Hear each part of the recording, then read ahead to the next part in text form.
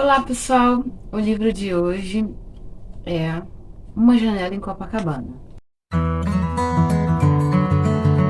Desde já, deixe o seu joinha, se inscreva no canal, comente e compartilhe. Se você achar que esse é um conteúdo interessante, compartilhe com seus colegas, alguém que você acha que vai ser interessante, enfim.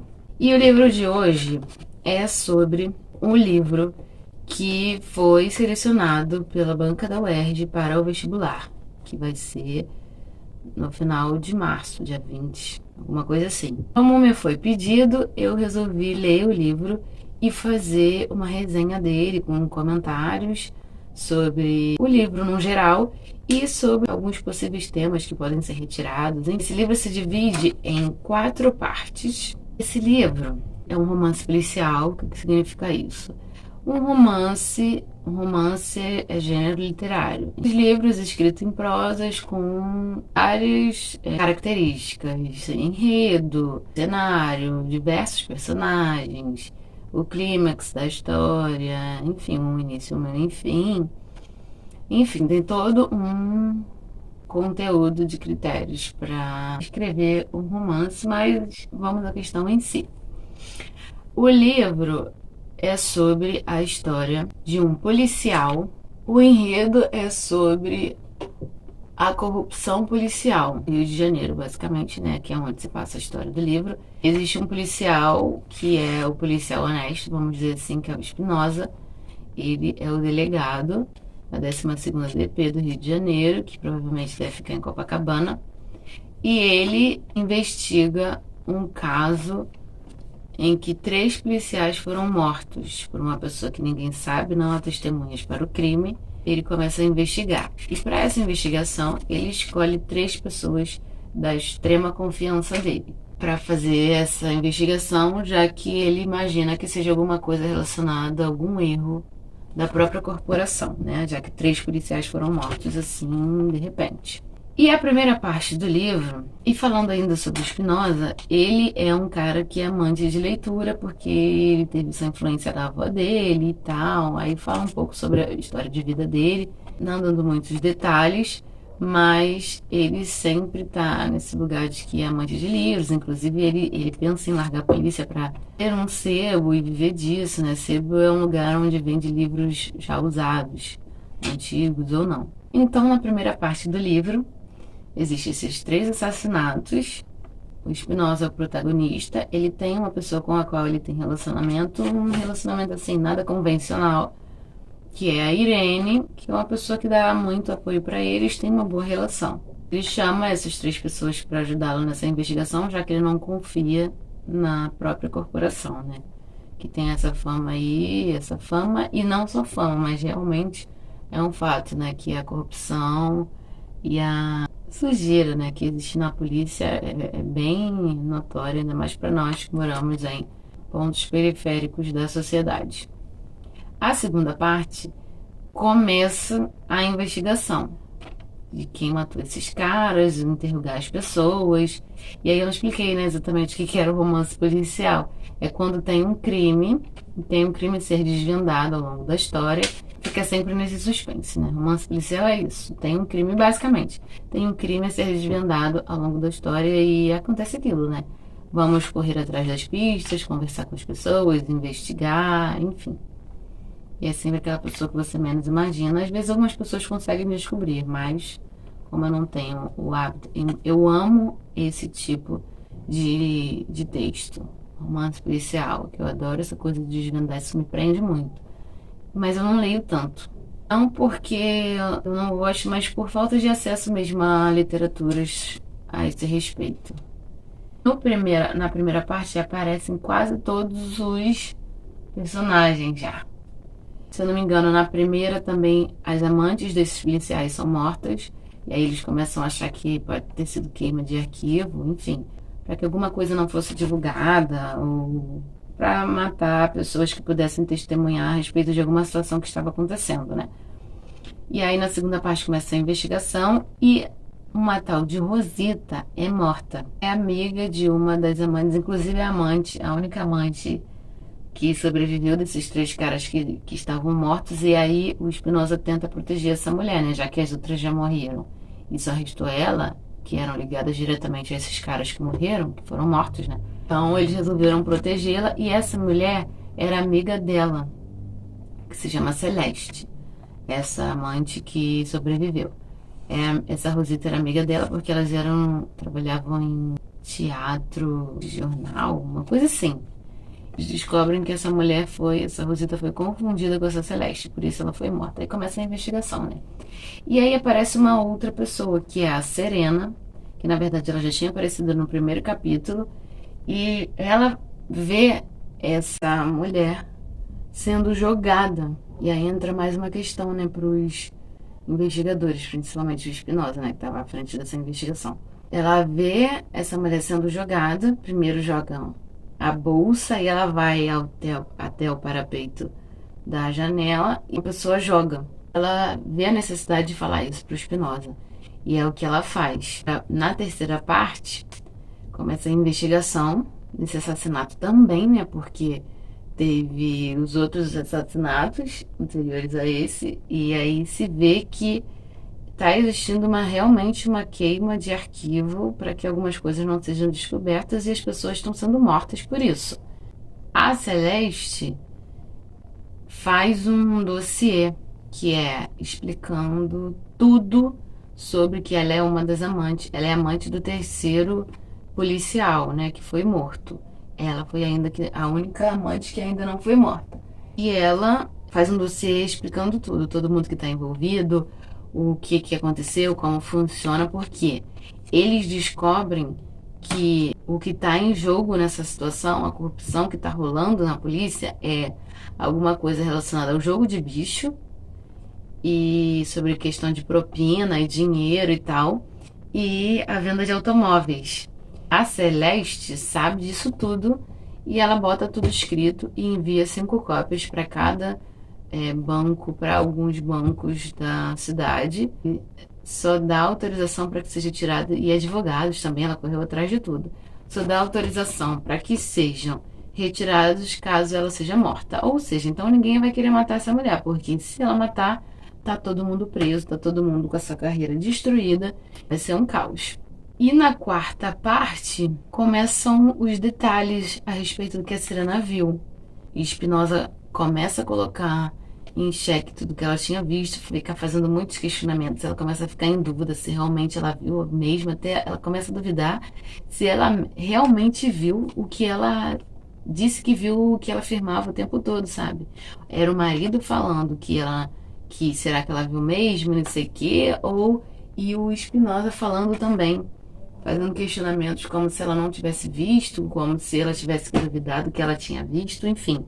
Com base nesse depoimento da Serena, que foi mais detalhado por conta das perguntas que o Spinoza estava fazendo, ele começou a tirar conclusões a respeito de quem era realmente o assassino. Ele diz que não acredita, que não é possível, que é aquela pessoa que estava tão na cara o tempo todo, e ele nem desconfiou, então morre mais uma pessoa. A Serena começa a ficar paranoica, com medo de ser morta, porque a pessoa que cometeu os crimes estava matando todo mundo para queima de arquivo. E aí ela começa a ficar preocupada com isso, né? Depois o Spinoza vai, conversa com ela e tal, a respeito do que ela realmente tinha visto, né? Aí ele faz essa descoberta. Depois morre mais uma pessoa. Ele acaba de ter a certeza de quem era, mas são só conclusões que ele vai pensando e vai percepções a respeito de quem foi realmente que cometeu esses crimes. A pessoa que cometeu o crime manda um bilhete para ele e já deixa uma coisa assim bem na cara de que realmente era essa pessoa que estava fazendo as coisas. E aí ele entra em desespero, né? Não acredito que era essa pessoa o tempo todo e tal. E ele conversa com a Irene, fala sobre as conclusões que ele chegou. Só que são tudo conclusões que ele chegou, sem provas nenhuma. Então não há como ele comprovar. E o livro termina basicamente assim, sem a pessoa que cometeu o crime na cadeia de fato, sem um desenrolar mais completo, mais profundo a respeito da história. Lá na leitura coletiva que eu fiz também a respeito desse livro, da Ser Cidadão, as pessoas questionaram sobre a situação dele não ter ido atrás desse dossiê e saber disso tudo e tal. E aí a professora falou que realmente a grande questão não era descobrir a corrupção de fato, não era desvendar isso, até porque ele fala o tempo todo que isso é papel da corregedoria, que é a corregedoria que tem que descobrir as falcatruas, as corrupções que investigam esses casos na polícia. E ele não estava ali para fazer isso, ele estava ali para descobrir quem tinha matado esses policiais, quem tinha matado as amantes e essa outra pessoa que morreu também. E de repente, foi o que a professora também falou, ele não estava querendo descobrir quem realmente estava envolvido naquela situação, não queria descobrir que seus amigos, sabe, sua galera está fazendo coisas erradas, não ter essa decepção. Enfim, eu destaco uma coisa que eu achei interessante e que eu acredito que tem alguma coisa a dizer. Na primeira parte do livro e no finalzinho, os verbos usados na narrativa estarem no pretérito imperfeito. E isso com certeza quer dizer alguma coisa, mas eu não cheguei a buscar sobre isso. Mas fica a dica aí para vocês darem uma olhadinha, que isso pode ajudar de repente na argumentação de alguma forma, não sei. E os possíveis temas que foram pensados a respeito desse assunto, desse livro, né? Podem ser, o primeiro, o mais óbvio de todos, que é a corrupção da polícia, essas propinas, as falcatruas, essas coisas que ocorrem. Eu estava ajudando uma colega que vai fazer a prova. Ela estava fazendo um cursinho preparatório de redação e um dos temas é você se posicionar a respeito de ter solução ou não. Esse caso da corrupção, isso foi uma coisa que sempre existiu, pode ser diferente, você se posicionar a esse respeito.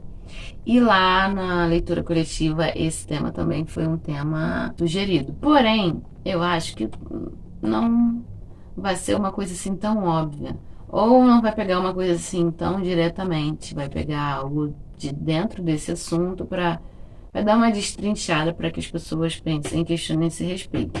E aí, se for isso, a gente pode ter como base que é bom que tenha alguns repertórios para que a sua argumentação fique fundamentada, né? Ainda que seja ficção, o filme Tropa de Elite 2 faz muita referência a esse livro aqui. Eu me lembrava desse filme em vários momentos. Então, achei uma coisa interessante a trabalhada na argumentação sobre a situação da corrupção e dos erros da polícia carioca, né? Que é essa polícia que é discutida tanto no livro quanto no filme Tropa de Elite, se eu não me engano. Uma outra coisa que eu destaquei que pode ser tema dessa redação é o fato de os sentidos nos enganarem. Eu pensei na referência do Nietzsche, que fala a respeito disso, né? Que os sentidos não são a verdade. Por quê? Porque em algumas partes do livro, e mais pro final, essa parte da Serena ser questionada sobre o que ela viu fica muito em xeque, sabe? Uma coisa bem enfatizada, a questão da fantasia e realidade se misturarem em certos momentos, a pessoa não saber quando se estava fantasiando ou se não estava. E a mesma coisa quando o Spinoza, ao final do livro, conversa com a Irene sobre as percepções que ele teve dele achar que aquilo era real, mas por não ter provas ele não podia afirmar aquilo como realidade. Inclusive ele fala que certeza íntima não é verdade. Então aí precisa de provas para comprovar as conclusões que ele estava tirando a respeito de quem realmente tinha cometido esse crime. E sobre a questão de que a gente se engana com o que a gente ouve, sobre coisas que a gente deduz, e o que está na nossa cara a gente acaba não enxergando, que foi o caso da situação de saber quem era a pessoa autora desses crimes, que estava óbvio que estava ali debaixo da nariz deles o tempo inteiro e eles não tinham percebido, e agora ele descobriu e não sabia como comprovar, porque ele não tinha provas de fato. Foram conclusões que ele foi tirando ao longo da narrativa, né? E tem também os problemas de gênero que envolvem essa narrativa. Eu eu tentei o tempo todo não dar spoiler aqui, mas dessa vez pode ser uma dica, né? Uma coisa que possa clarear a mente de vocês, mas eu preciso dizer porque são pontos essenciais, né? De achar que mulheres não são capazes de coisas extraordinárias, de coisas que envolvem intelecto, que envolvem coisas incríveis, sabe? Não, uma mulher não é capaz de fazer isso. Do que diz respeito à intelectualidade, a trabalhos intelectuais, vivências a esse respeito, se acha que a mulher não é capaz de ter, porque a mulher é um ser inferior, né? Essa questão do machismo. Além da questão de que a mulher não tem voz, não tem credibilidade, como foi a questão da Serena, né? Se bem que a Celeste teve, mas teve credibilidade depois que um monte de mulher morreu, né? Um monte de mulher, três mulheres morreram, três ou duas agora, três mulheres morreram e ela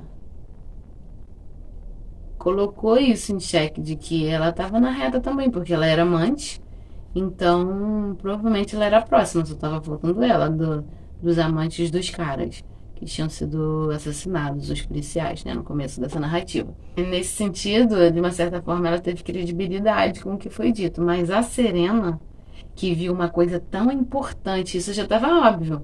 Provavelmente a Celeste ser a próxima pessoa a ser morta, já estava óbvio. Agora a Serena, ela viu uma coisa além, uma coisa que ninguém tinha visto e só ela tinha visto. Então isso foi muito colocado em xeque o tempo todo, tanto pelo delegado, quanto pelas pessoas que estavam nesse trabalho junto com ele, quanto pelo marido dela, que era a pessoa com a qual ela tinha uma intimidade, tipo, dele saber do que ela era capaz ou não.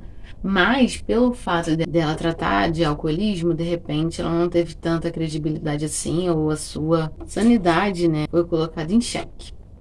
E foi basicamente isso. Me contem se gostaram, se já leram, se gostaram de quem o autor escolheu para ter a autoria desses crimes.